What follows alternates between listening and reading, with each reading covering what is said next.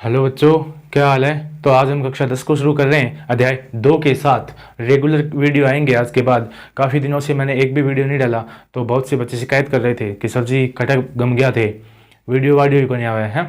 मारवाड़ी में बोला माल टाबर, तो अब मैं भी मारवाड़ी में ठोक दिया। तो थाने के करना है, वीडियो देखना है, के कमी रहे कमेंट करनी है, ठीक है। तो चलो शुरू करा। देखो, अध्याय है 2, क्लास है 10 और पाठ अध्याय कुछ भी मानो प्रश्नावली। उसका नाम क्या है कुछ जी? उसका नाम है बहुपद। कौन सा पद? बहुपद।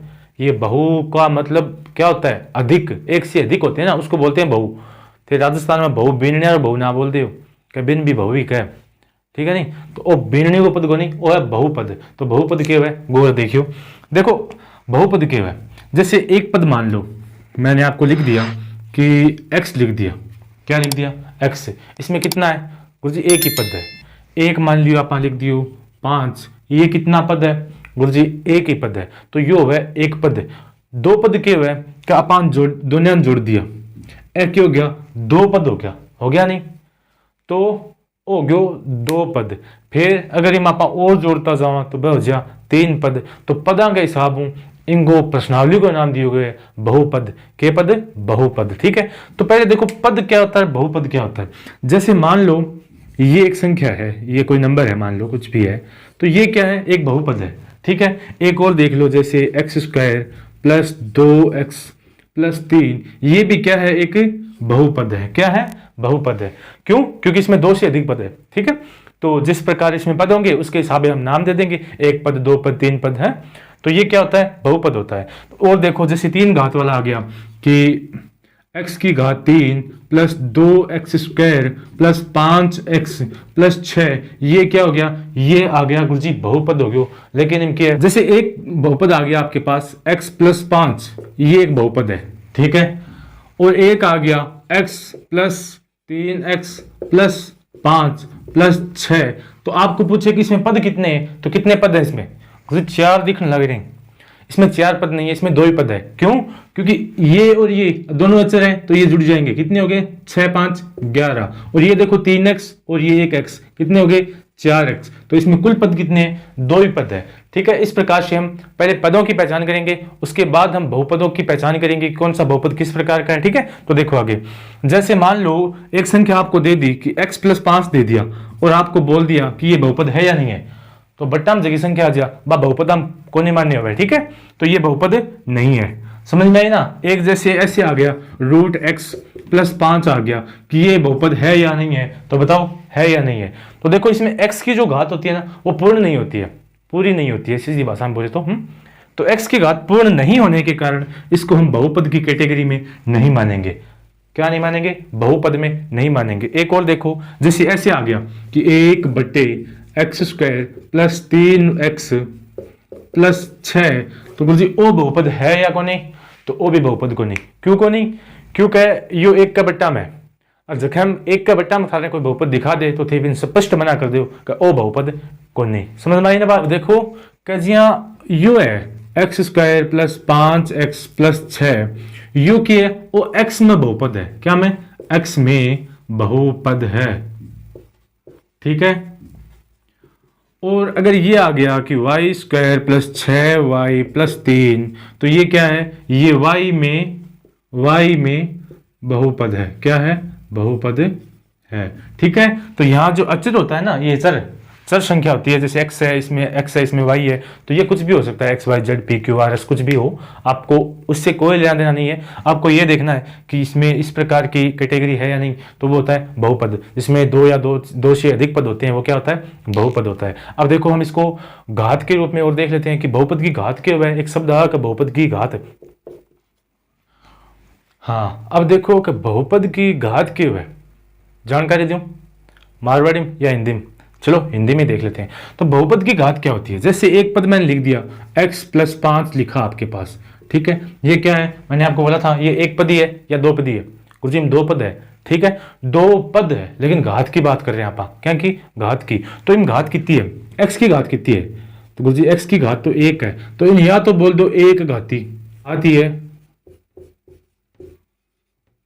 बहुपद, या फिर लिख दो रेखिक बहुपद। कौन सा बहुपद? रेखिक बहुपद। अब थे यहाँ को कहा गुरुजी इन रेखिक बहुपद क्या कहो। अब बताओ इसको रेखिक बहुपद क्यों कहते हैं, बताऊं? तो देखो इसको आप हल करो एक बार, इसको हम 0 के बराबर लिख के देख लेते हैं कि x + 5 को 0 के बराबर रख दिया। किसके बराबर रख दिया? 0 के बराबर। क्यों? इसकी आकृति कैसी होती है, ठीक है। तो देखो 0 के बराबर रखा तो ये x, ये जो प्लस के 5 है इधर जाके किसके हो जाएंगे? तो गुरुजी -5 हो जाएगा। -5 हो जाएगा नहीं।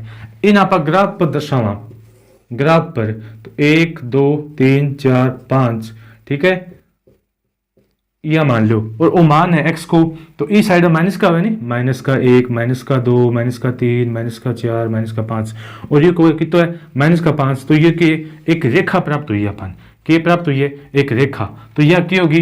रेखिक बहुपद होगी, क्योंकि इंगो जो अपन ग्राफ प्राप्त होगो वो एक रेखा के रूप में प्राप्त हुआ है। इन वास्ते अपन के कहें रेखिक बहुपद का। समझ में आई ना बात? अब देखो आप ये तो हो गया एक घात, ये अब आप देखा 2 घात को बहुपद, ठीक है। तो देखो हाँ, अब देखो आप देखा 2 घात को पद, जी हाँ यो आ गयो एक घात है कि x² + 3x + 9, यो एक क्या आ गयो जी? द्विघाती पद आ गयो। कौन सो? द्विघाती। तो इन आप क्या बोला? 2 घात और बोल देंगे क्या द्विघाती बोला? बताओ बताओ। तो इसमें कितनी घात है? 2 घात है। तो ये क्या हो गया? तो गुरुजी ये तो हो गया द्विघाती, द्विघाती बहुपद। क्या हो गया? द्विघाती बहुपद। और इसका मानक रूप क्या होता है? ये होता है देखो ax² + bx + c। और यहाँ क्या होता है? a का मान 0 नहीं होता है, ठीक है। ठीक पूछो a को मान 0 क्यों नहीं हुआ? अगर a को मान 0 हो गयो तो पहले पद ही 0 हो गयो नहीं, फिर bx + c बच्चे हो तो क्या हो गयो? रेखिक बहुपद आ गयो, क्योंकि x की घात कितनी है? 1 है। तो इन वास्ते a को मान 0 को नहीं हुआ और o को मानक रूप मान लियो द्विघाती बहुपद को, ठीक है। तो ओ वह 2 घात को और 3 घात को उसके क्या है? देखो त्रिघाती यहाँ लिखी जगो x की घात 3 + 5x² + 6x + 8 कुछ भी मान लो, तो ये क्या हो गया? 3 घात का बहुपद हो गया। इसी प्रकार 4 घात का, 5 घात का, 6 घात का, कितनी भी घात का बहुपद हो सकता है, ठीक है। तो बहुपद क्या होता है? सबसे समझने वाली बात यही है, ठीक है। अब देखो इसका मानक रूप क्या करेगी? इसका लिख दोगे ax की घात 3 + bx² + cx + d। ये क्या हो गया? यहां भी a का मान क्या नहीं होना चाहिए? 0 नहीं होना चाहिए, अगर इसको त्रिघाती मानते हो तो। अगर त्रिघाती नहीं मानते हो तो इसको मान 0 करो, करते ये द्विघाती हो जाएगा, ठीक है। समझ में आई ना बात? तो 1 घात क्या होती है, 2 घात क्या होती है, 3 घात क्या होती है, कुल मिला के घात क्या होती है, ये समझ में आ गई आपके, ठीक है ना। तो अब देखो हमने 1 घाती देख लिया, द्विघाती देख लिया, बहुपद क्या होता है देख लिया, बहुपद क्या नहीं होता है देख लिया ना।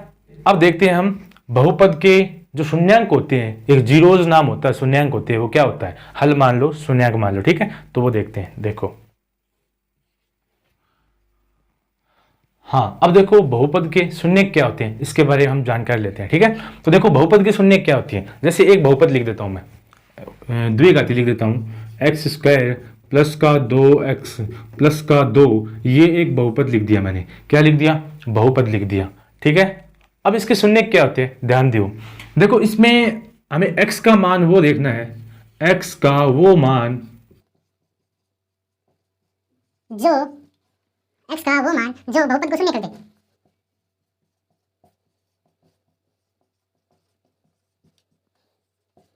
शून्य कहलाता है।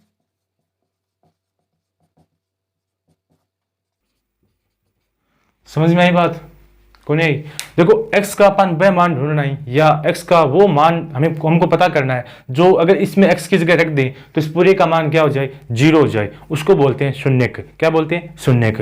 हल भी वही होता है। कोई पूछते ना कि इस द्विघाती बहुपद का हल क्या होगा, तो हल और शून्यक एक ही बात होती है, ठीक है। तो अब देखो हम ये तो पता कर चुके हैं कि शून्यक होते क्या है, लेकिन ये नहीं पता ना कि शून्यक ज्ञात कैसे किए जाते हैं, ठीक है। तो 2 प्रकार बताऊं, बता दो। तो देखो एक प्रकार तो हम इसको इस प्रकार लिख सकते हैं कि सबसे पहले जो भी हमें बहुपद दिया हुआ होता है उसको हम 0 के बराबर रख लेते हैं।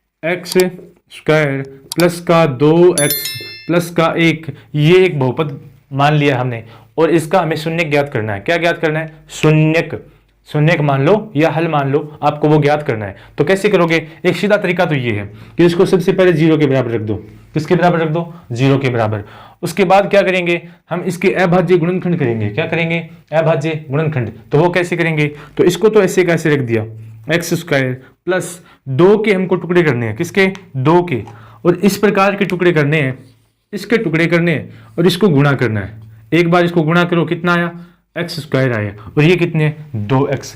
तो आपको क्या करना होगा कि इस पद के ऐसे टुकड़े करने हैं कि जोड़ो तब तो आए 2x, गुणा करो तब आए एक्स स्क्वायर। क्या आए? X square. तो क्या करेंगे हम? इसको इस प्रकार लिख दें कि 1x प्लस ये 1 का 1 पड़ा है, 2x का आप अलग अलग लिख दियो, एक x हट लिख दियो, एक हट लिख दियो। ठीक है, पहला पोजीशन है, समझ में आती है। तो देखो अब इसको देखो, इसको और इसको जोड़ो, कितने हुए? एक ये 2x हो गया। इसको गुणा करो, एक को 1 से किया 1, x को 1 से किया एक्स स्क्वायर, तो क्या आ गया? X square. मतलब हमारे टुकड़े हैं वो सही है। अब देखो क्या करेंगे, अब हम क्या करेंगे, ये बराबर 0 है, इसको रख दो। इसमें से x है, इसमें भी x है, इन दोनों में x है, तो x को क्या कर लेते हैं? कॉमन ले लेते हैं या बाहर ले लेते हैं, आपका जो मन करे वो देख लेना। ठीक है, x को क्या कर लेते हैं? कॉमन ले लेते हैं। तो यहाँ x कॉमन लिया, कॉमन लेने का मतलब क्या होता है? भाग देना होता है ना। तो एक्स स्क्वायर में x का भाग दिया, कितनी बार जाएगा? जी x बार जाओगे, प्लस को चिन्ह, इसमें 1x है, इसमें x का भाग दिया, कितनी बार जाएगा? एक बार। कितनी बार जाएगा? एक बार। फिर क्या है? प्लस का चिन्ह। इन दोनों में कॉमन क्या आ रहा है? तो इन दोनों में कॉमन आ रहा है 1। यहां क्या बचेगा? भाग दोगे तो 1 का x और प्लस 1 में 1 का भाग कितनी बार जाएगा? एक बार। बराबर कितना है? 0। क्या है? 0। अब देखो इसमें दोनों में कॉमन क्या आ रहा है? इसमें भी x प्लस 1 है, इसमें भी x प्लस 1 है। तो हम क्या करेंगे? x प्लस 1 को कॉमन ले लेंगे। क्या ले लेंगे? बाहर ले लेंगे, भाग दे देंगे, कुछ भी आपका मन करो वो देख लो। ठीक है, x प्लस 1 को कॉमन लिया, इसमें क्या बचा? इस पूरे को बाहर ले लिया, ये बच गया x। क्या बच गया? x। प्लस का चिन्ह, इसको हमने बाहर ले लिया, क्या बचा? 1। क्या बचा? 1। बराबर किसके है? ये 0 के। किसके है? 0 के। अब बताओ, दो संख्या गुणा में हो और उसका मान अगर 0 हो तो इसका क्या मतलब होता है? इसका मतलब यही होता है ना कि या तो एक संख्या 0 है या हो सकता है दोनों ही 0, है ना। तो हम क्या करेंगे? इन दोनों को अलग अलग 0 के बराबर रख लेंगे। ठीक है, पहले जैसे x प्लस 1 को रख दिया बराबर 0, या तो ये 0 के बराबर है और या x प्लस 1 ये 0 के बराबर है। इसमें तो दोनों सेम आ गए, किसी में अलग अलग आ सकते हैं ना, जैसे यहाँ प्लस है यहाँ माइनस है, अलग अलग आ सकते हैं। तो आप दोनों को 0 के बराबर रख लेना। अब देखो यहाँ देखो कि x, ये जो प्लस का 1 है उधर जाके किसका हो जाएगा? माइनस का 1 हो जाएगा। ठीक है, इसमें भी क्या है? x उधर जाके माइनस का 1 हो जाएगा। तो इसका हल कितना है? इसका एक हल प्राप्त हुआ है। कितना हल? एक हल। या शून्य को बोले तो इसके कितने शून्य के प्राप्त हुए? 1। और वो शून्य क्या है? एक्स स्क्वायर प्लस का 2x प्लस 1 के दोनों शून्य समान है।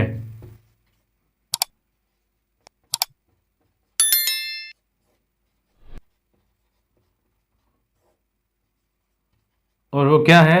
माइनस 1 है। क्या है? माइनस 1 है। देखो इतनी तो बात पता चल गई आपको कि इस प्रकार हम शून्य ज्ञात कर सकते हैं। एक तरीका और है, वो भी बताऊंगा। लेकिन इसमें आपने एक बात ध्यान दी क्या, कि जो जितनी भी घात होती है ना यहाँ पे, ठीक है, यहाँ घात 2 3 4 5 जितनी भी घात होती है, शून्य भी उतने उससे ज्यादा नहीं हो सकते।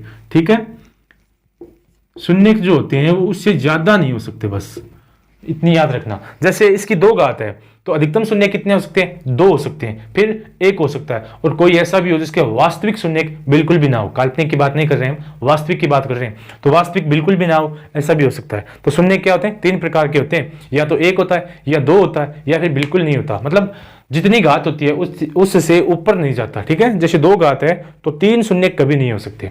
समझ में आई ना बात। अब देखो शून्य ज्ञात करने को दूसरा तरीका बताऊं। तो आप हमारे पास एक समीकरण है, क्या है? ax² plus bx plus c, ये एक बहुपद है। कितना घाती है? द्विघाती बहुपद है। क्या है? द्विघाती बहुपद। देखो इसको हम ग्राफ पर बनाएंगे। मान लिया हमने ये ग्राफ है हमारे पास, क्या है? ये ग्राफ है। ठीक है, तो इसके अधिकतम कितने हो सकते हैं बहुपद, सॉरी शून्य कितने हो सकते हैं? मैंने आपको बताया जितनी घात है उससे ज्यादा नहीं हो सकते। कितने हो सकते हैं? 2। लेकिन इसको हम ग्राफ में बनाएंगे ना, इस समीकरण को, ये 3 तरीके से बन सकता है। ये तो ये ऊपर का ऊपर रह जाए, नीचे ही ना आए, या नीचे का नीचे रह जाए, ऊपर ही ना आए। समझ में आई? तो इस स्थिति में क्या होगा, ये एक्स एक्स को टच भी नहीं कर रहा है, ना इधर से टच कर रहा है ना इधर से टच कर रहा है। तो क्या होंगे शून्य, कितने होंगे? तो शून्य क्या होंगे? जीरो होंगे। क्या होंगे? जीरो, बिल्कुल भी नहीं होंगे। ठीक है, शून्य बिल्कुल ही नहीं होंगे। कब? जब ये एक्स को टच ही ना करे। कौन सा तरीका? दूसरा तरीका बता रहा हूं, जब आप ग्राफ की विधि से इसके शून्य ज्ञात करने चाहो तब।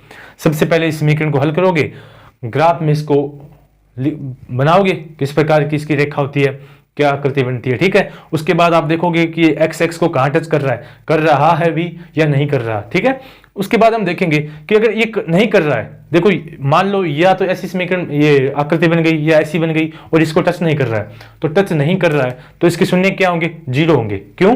क्योंकि ये एक्स एक्स को टच ही नहीं कर रहा है। दूसरा तरीका देखो, ये क्या करे, इसको टच कर जाए, मान लो इस प्रकार टच कर जाए, एक बार यहां किया एक बार यहां किया, तब इसके शून्य कितने हो गए? कितने हो गए? दो। कितने हो गए? दो। क्यों? क्योंकि ये दो बार टच किया। और अधिकतम कितने हो सकते हैं? दो घात का है तो दो ही हो सकते हैं। ठीक है, अब देखो एक ऐसी स्थिति हो सकती है कि मान लो ये यहां से पार करता हुआ इधर चला जाए।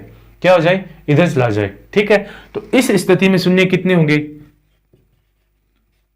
इस स्थिति में शून्य होगा एक, क्योंकि एक्स एक्स को एक बार ही टच कर रहा है। तो इस प्रकार हम ग्राफ विधि से भी ज्ञात कर सकते हैं और सामान्य विधि से भी ज्ञात कर सकते हैं। तो हम दो प्रकार से शून्य ज्ञात कर सकते हैं। ठीक है, आसान, अगर पेपर में पूछे कि ग्राफ विधि से करो तो इस प्रकार करना है और सीधा करो तो उस प्रकार करना है।